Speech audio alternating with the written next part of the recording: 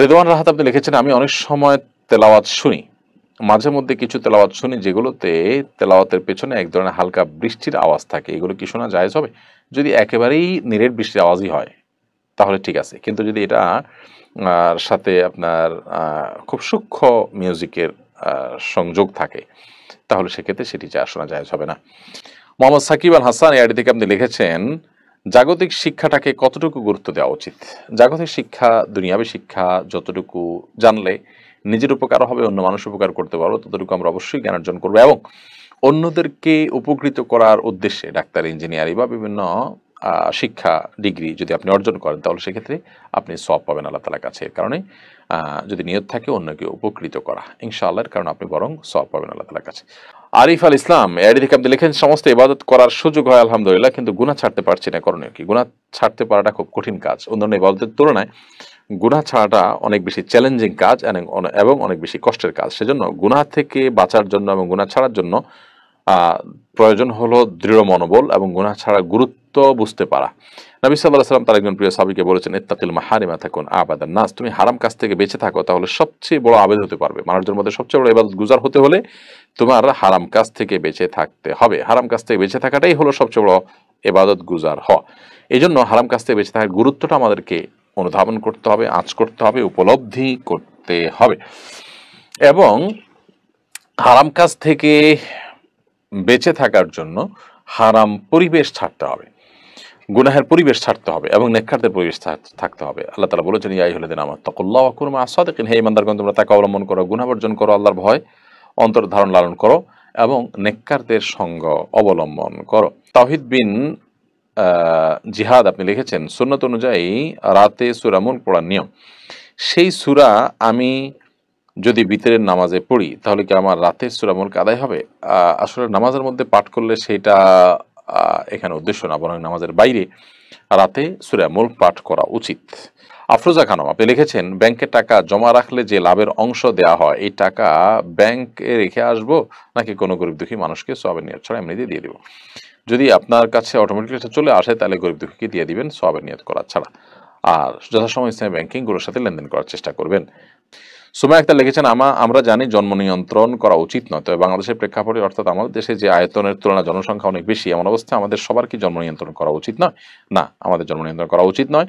আল্লাহ রাব্বুল আলামিন মানুষের রিজিক দাতা, এর চাইতে বেশি ঘনবসতিতে মানুষের চাইতে ভালো থাকতে পারে। চায়নারা একসময় মনে করেছে এটা তার জন্য হুমকির, আজকে তারা জন্মের স্বাভাবিক প্রক্রিয়ায় ফিরে আসতে পারছে না এবং জন্ম নিয়ন্ত্রণ করতে গিয়ে মানুষের যে সন্তান জন্ম দেওয়ার টেন্ডেন্সি সেটাই বন্ধ হয়ে গেছে। এখন তাদের ওখানে রীতিমতো জেনারেশন গ্যাপ তৈরি হচ্ছে এবং কোনোভাবেই সন্তান জন্মের হার, প্রয়োজনীয় যে হার, সেটাতে তারা ফিরে আসতে পারছে না। এজন্য এটা আসলে কখনো ক্ষতিকর, এটা কখনো উপকার বয়ে আনে না, এটা সবসময় ক্ষতিকর থাকে। আমরা পৃথিবীর অনেক দেশের কথা জানি, জাপান, কোরিয়া, থাইল্যান্ড, অনেক দেশের কথা জানি যে দেশগুলোতে একসময় তারা জন্ম নিয়ন্ত্রণ করেছে, এখন তাদের এত বেশি সংকট মানুষের যে তারা সন্তান জন্মের হার একেবারে কমে গেছে এবং প্রণোদনা দিয়ে সেটাকে আর ফেরত আনতে পারছে না। মানব সভ্যতা পৃথিবীতে এইভাবে টিকে থাকে, এটা নিয়ন্ত্রণ করার জিনিস না, মানুষ কখনো বোঝা নয়, প্রয়োজন তাদেরকে প্রশিক্ষিত করে, শিক্ষিত করে, তাদেরকে যোগ্য করে গড়ে তোলা, যাতে করে তারা মানব সম্পদে রূপান্তরিত হয়। তাছাড়া এটার মানে হলো আমরা আল্লাহ তাআলার উপরে ঈমান রাখছি না। আল্লাহ তাআলা যদি আমাকে সৃষ্টি করেন তো তিনি আমার রিজিক দাতা, তিনি তো ঘোষণা দিয়েছেন, ওয়া মিন দাব্বাতিন ফিল আরদি ইল্লা আল্লাহু রিজকুহা। অতএব আল্লাহর প্রতি আস্থার খেলাফ এটি, পরিষ্কারভাবে সমস্ত উলামা ইকরাম এটিকে নাজায়েজ বলেছেন। এমডি হাবিবুর রহমান লিখেছেন, আমি ইন্ডিয়া থেকে বলছি, হিন্দুদের পুজোর জন্য মাইক ভাড়া দেওয়া যাবে কিনা? হিন্দুরা তাদের ধর্মীয় কাজ করবে, আপনি সেখানে বাধা দিবেন না এবং তাদের স্বাধীনতা দিবেন, সেটি ভিন্ন বিষয়। তবে আপনি যেছে গিয়ে তাদের কোনো পুজো বা তাদের কোনো উপাসনায় আপনি সহযোগিতা হয় সেরকম কোনো কাজ করবেন না, কারণ অন্যায় কাজে সহায়তা করতে নিষেধ করা আছে। আমরা জানি সেটা গুনাহের কথা, অতএব সেই কাজে সহায়তা করতে পারেন না। জান্নাতুল নওরি লিখেছেন, প্রবাসী স্বামীর কিভাবে স্ত্রীদের প্রতি যত্নশীল হওয়া উচিত?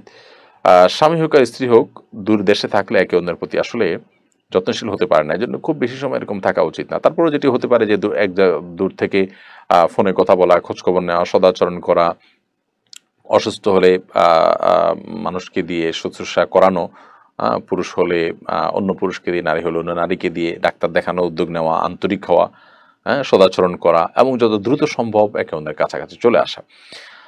মুনা রহমান আপনি লিখেছেন, মনে মনে জিকির করলে সেটা কি জিকির বলে গণ্য হবে? সেটাও এক প্রকার জিকির গণ্য হবে। মনে জিকিরও এক প্রকারের জিকির, তবে মুখের জিকিরের আলাদা তাৎপর্য রয়েছে। এস কে আলমগীর আপনি লিখেছেন, শীতের কারণে টাকনুর নিচে প্যান্ট পরলে গুনাহ হবে কিনা? শীতের কারণে টাকনুর নিচে প্যান্ট পরবেন না। যদি শীতের কারণে আপনার টাকনুর নিচের অংশ ঢাকতে হয় তাহলে মোজা পরবেন। আরিয়ান শুভ লিখেছেন, নিচের ঠোঁটের নিচে পশম থাকা পশমগুলো কি দায়ের অংশ? এগুলো কেটে ফেললে কি গুনাহ হবে? না।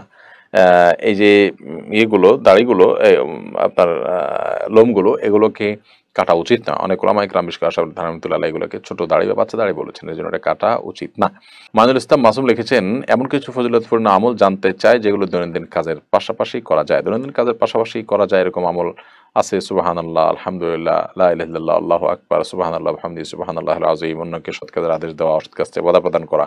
এরকম হাজারটা আমল আছে যেগুলো আমরা কাজের ফাঁকে ফাঁকে যে কোনো ভালো কাজ করতে পারি, সেটাই এর মধ্যে শামিল হবে। আনিসা ইসলাম আপনি লিখেছেন, কেউ যদি ফজরের নামাজের পরে আমল না করে ঘুমিয়ে পড়ে, তারপর ঘুম থেকে উঠে যদি আমল করে, তাহলে তা গ্রহণযোগ্য হবে? সকাল সন্ধ্যার আমল হিসাবে সেটা গ্রহণযোগ্য হতে পারে, তবে সকালে একান্ত প্রয়োজন না হলে না ঘুমানোই উত্তম। আই রাব্বি আপনি লিখেছেন, নারী ফিতনা থেকে কিভাবে বেঁচে থাকা যায়? চোখের হেফাজত করতে হবে, বিয়ে দ্রুততার সাথে করতে হবে, এবং আল্লাহ তাআলার কাছে পানা চাইতে হবে। আল্লাহুম্মা ইন্নী আউযু বিকা মিনাল ফিতানি মা যাহারা মিনহা ওয়া মা বাতান। আল্লাহ প্রকাশ্য সব ধরনের ফিতনা থেকে আপনার কাছে পানা চাই। রাইসা অপ্পি আপনি লিখেছেন, বাচ্চাদের রেখে দেওয়া উচ্ছিষ্ট খাবার ফেলে দিলে গুনাহ হবে কিনা?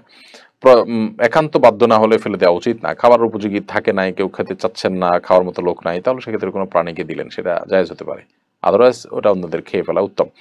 নাইম খান লিখেছেন, কোন নমুসলিম মেয়ে বিয়ের পরে বাবার বাড়িতে গিয়ে কিছু খেতে পারবে কিনা, অথবা বাবার বাড়িতে গিয়ে কিছু দিন থাকতে পারবে কিনা? পারবে, কোনো অসুবিধা নেই, খেতেও পারবে, থাকতেও পারবে, তবে তার ইবাদতে যেন বিঘ্ন না হয় এবং তাদের মধ্যে তাদের দ্বারা প্রভাবিত যেন না হয়, সেটা খেয়াল রাখতে হবে। হুমায়ুর রহমান লিখেছেন, কেউ মারা যাওয়ার 1 বছরের মধ্যে কি আবার নতুন করে কবর দেওয়া যাবে? মারা যাওয়ার 1 বছরের মধ্যে আবার নতুন করে কবর দেওয়ার প্রশ্ন কেন আসলো? যদি এমন হয় যে 1 বছরের মধ্যে তার লাশটা বেড়ে গেছে, কবর ভেঙে গেছে, তাহলে সসম্মানে সেটাকে আবার দাফন করবেন। সাবির আহমদ লিখেছেন, মসজিদে প্রবেশের পর তাহিয়াতুল মসজিদের নামাজ আগে পড়বো নাকি তাহিয়াতুল ওযুর নামাজ? মসজিদে প্রবেশের পর তাহিয়াতুল ওযুর নামাজ, যদি আগে ওযু করে থাকেন ওযুর নামাজ পড়বেন, আর যদি ওযু অনেক আগে করে ফেলছেন তাহলে এখন তাহিয়াতুল মসজিদে নামাজ পড়বেন। আর যদি দুইটা একই টাইমে হয়ে থাকে তাহলে এক নিয়তে দুইটা করতে পারেন। আর রাকিবের বউ আইডি থেকে লিখেছেন, এক অজুতে কয় রাকাত নামাজ পড়া যায়? যেহেতু আমরা সবাই মোবাইল ব্যবহার করি, সেক্ষেত্রে না চাইলেও না জায়েজ ছবি ভিডিও সামনে চলে আসে, এদিকে ওযু নষ্ট হয়, এরপরে কি নামাজ পড়া যাবে? এ সমস্ত দেখলে ওযু নষ্ট হয় না, তবে সম্ভব থাকলে ওযু করে নেওয়া ভালো। আর এক ওযু দিয়ে কত রাকাত নামাজ পড়া যাবে এরকম কোনো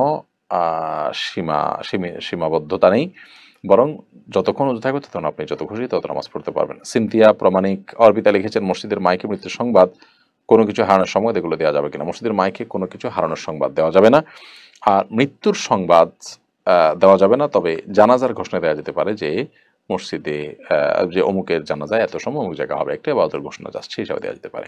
আল্লাহু আ'লাম বিসওয়াব। আরশি চৌধুরী আপনি লিখেছেন, আজানের সময় মাথা কাপড় দিতে হবে, এটা কতটুকু যুক্তিযুক্ত?